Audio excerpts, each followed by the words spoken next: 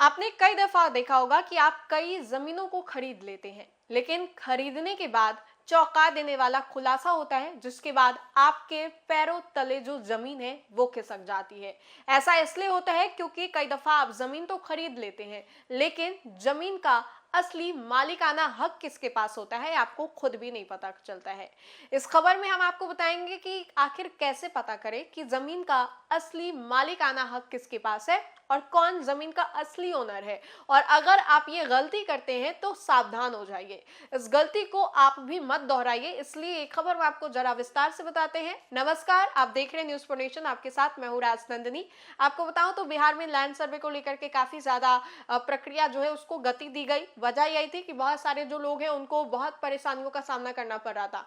कुछ ऐसे भी लोग थे जिनके पास कागजात नहीं थे, अलग अलग कारणों की वजह से वो जो कागजात थे वो नष्ट हो चुके थे। लेकिन अब जमीन सर्वे के बाद एक और जो काफी परेशानी करने वाली बात यह है कि बहुत सारे लोग हैं जो कि जमीन खरीद लेते हैं, लेकिन जमीन खरीदने के बाद उनको ये मालूम पड़ता है कि ये जमीन जो है ये किसी और की है। अब मैं क्या करूं, अब लेनी की देनी पड़ गई। तो इस खबर में हम आपको बताते हैं कि कैसे आप भी इस पूरे मसले से बच सकते हैं। आपको अगर हम बताएं तो जमीन खरीदने से पहले कागजात की जांच जो है वो बहुत जरूरी है। बिहार भूमि पोर्टल पर ऑनलाइन जमाबंदी पंजी जांचें राजस्व एवं भूमि सुधार विभाग ने दाखिल खारिज के लिए आवेदन करने की सलाह जो है वो दी है। अब लाखों की जमीन खरीदने से पहले आप भी सावधान हो जाइए और यहाँ पर आप असली चेक कर सकते हैं कि मालिक कौन है, नहीं तो फिर बाद में आपको खूब पछताना भी पड़ेगा। अक्सर लोग जो है जीवन की जमा पूंजी लगा करके जमीन खरीदने में इन्वेस्ट करते हैं। जमीन खरीदने के बाद लोगों को कई बार परेशान होना पड़ता है और दाखिल खारिज के लिए कार्यालय के चक्कर काटने पड़ते हैं। लेकिन अगर आप जमीन खरीदने की योजना बना रहे हैं तो आपको चाहिए कि आप सबसे पहले जमीन के कागजात की अच्छी तरह जांच कर लें, नहीं तो आप अपना पैसा लगाने के बाद भी आपको परेशान होना पड़ सकता है। साथ ही कार्यालय के चक्कर काटने पड़ सकते हैं। इसे लेकर के राजस्व एवं भूमि सुधार विभाग ने सूचना जारी की है। कई बार लोग जो है जल्दबाजी या जानकारी के अभाव में जमीन खरीद लेते हैं और बाद में उन्हें कानूनी परेशानियों का सामना करना पड़ता है।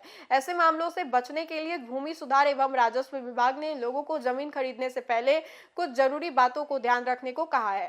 राजस्व विभाग के अनुसार जमीन खरीदने से पहले उस जमीन के विक्रेता की जमाबंदी पंजी की जांच जो है वो करनी चाहिए। इसके लिए राजस्व विभाग के जो मंत्री हैं उन्होंने पोर्टल पर जाकर के आसानी से ऑनलाइन जांच की एक प्रक्रिया जो है वो बताई है। यहाँ जमीन के खाता और खेसरा नंबर की जानकारी देकर के जमाबंदी पंजी जो है वो देखा जा सकता है, जिससे यह पता चलेगा कि जमीन वास्तव में किसका है। भूमि सुधार विभाग के अनुसार अगर जमाबंदी पंजी में विक्रेता या उसके पूर्वज का नाम दर्ज नहीं है तो ऐसी स्थिति में सीधे जमीन खरीदना सही नहीं माना जाता है।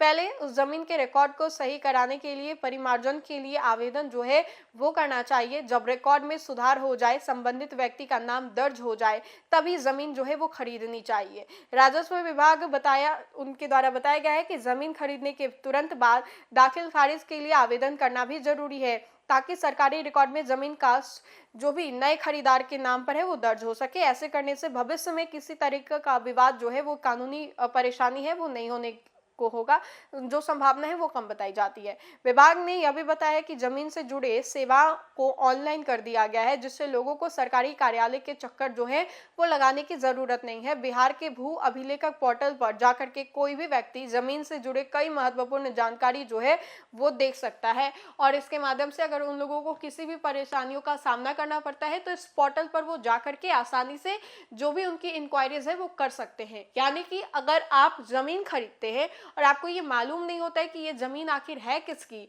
तो आप इस पोर्टल पर जाकर के आसानी से देख सकते हैं। रिकॉर्ड सब कुछ वहां पे मेंटेन्ड है। आप देख सकते हैं कि जमीन का असली मालिक कौन है, मालिकाना हक किसका है, और आप जब उस जमीन को खरीदेंगे तो वहां पर आपका भी नाम जो है वो रजिस्टर्ड कर दिया जाएगा।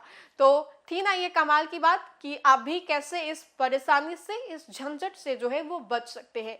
तो फिलहाल के लिए इस खबर में इतना ही। खबरों का सिलसिला लगातार जारी रहेगा। आप देखते रहे न्यूज फोनेशन। बहुत बहुत शुक्रिया।